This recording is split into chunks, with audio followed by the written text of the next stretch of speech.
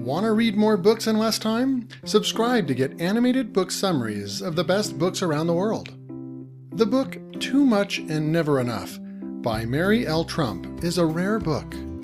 Not in terms of eloquence of writing, but perhaps the only aspect that matters the most, which is the truth it contains and allows the readers, essentially the American people, to make sound decisions once they have possibly the most important insight into the life, the upbringing, and the character of their most controversial leader, namely Donald Trump. She introduces the readers to the core of the issue that led Donald to become who he is today. Like any child, Donald too craved his parents' attention and approval. When a child is deprived of comfort, understanding, and acknowledgement of his emotions, they lead their lives in a sense of anxiety.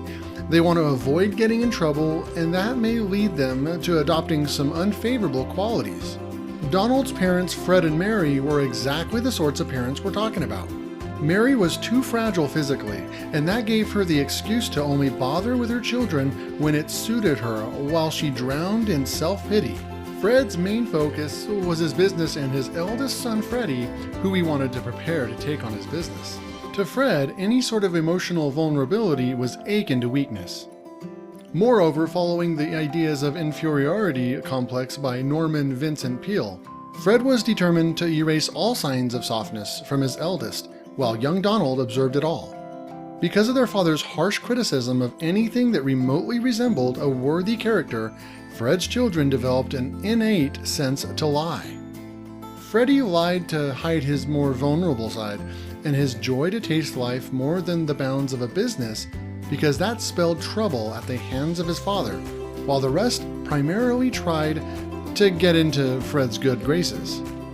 Fred, however, was well aware of the fact that his eldest might have a different nature, and therefore Freddy was subject to harsh criticism. Donald picked up one thing from this. It was wrong to be anything like Freddy. Fred showed no respect to Freddy, and neither would Donald.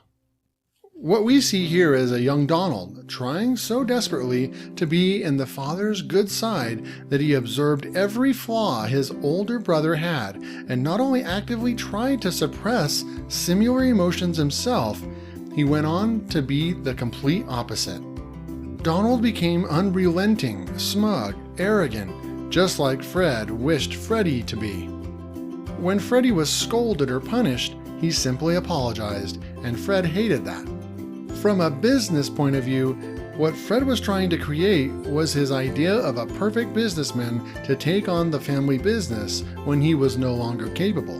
When Donald was scolded, he simply showed no remorse, appeared to laugh at his opponent, made it look like he was laughing at their stupidity. He never accepted when he was wrong, never even showed some basic human decency when he wronged someone. That was the attitude Fred was looking for. In his opinion, being stubborn meant being unrelenting on where you stand. By pushing back against his father, Donald earned his respect eventually, if not at first, but that is only true because Fred let him. Fred not only was the cause of his son Donald's arrogance, bad behavior, and ridiculous sense of superiority, while having nothing and not having done anything of merit, he openly encouraged it. Soon enough, Donald's bad behavior was intolerable. He talked back to teachers, shrugged and smirked at every reprimand, bullied, became aggressive, both at school and at home, and eventually this led to Donald being sent to military school. Meanwhile, Freddy had made a significant name for himself as a professional pilot. Despite all obstacles, Freddy was determined to apply to TWA as many times as he would have to. On the very first try, he made it. Despite his young age, at the age of 25, Freddy was one of 12 men who got accepted into the Howard Hughes Trans World Airlines first 1964 pilot class. All his hard work and success still failed to earn him his father's respect, who viewed him as a bus driver in the sky. Sure enough, because of the state between his older brother and his father, Donald realized that he had the opportunity to become his father's right-hand man at Trump management. Donald was hell-bent on securing a degree benefiting his new ambitions, even if all it got him were bragging rights. Donald always worried that his GPA would make it difficult for him to be accepted into Penn. He even enlisted the efforts of Joe Shapiro, who was a brilliant kid who took his SATs for him. Both Fred and Donald finally took up their fateful place at the Trump office, where it became painfully clear who the preferred son was. While Freddy had the discipline and attention to detail, Donald had bold ideas and the audacity to realize them. Early on in his career, he had demonstrated that he had a knack for self-promotion, dissembling, and hyperbole. But being a loudmouth can only take you so far. Besides being driven around Manhattan by a chauffeur paid by his father's company in a Cadillac leased by his father's company to scope out properties, Donald's job description included lying about his accomplishments and allegedly refusing to rent apartments to black people. Donald was what we call all talk and no show. The evidence of just how deeply self-serving and self-appreciative Donald had become was apparent when at Fred's funeral, the only person who deviated from the script was Donald. Somehow, his eulogy became a talk about his own greatness. In the book, she also states how unsurprisingly, Donald's material needs have always been cared for.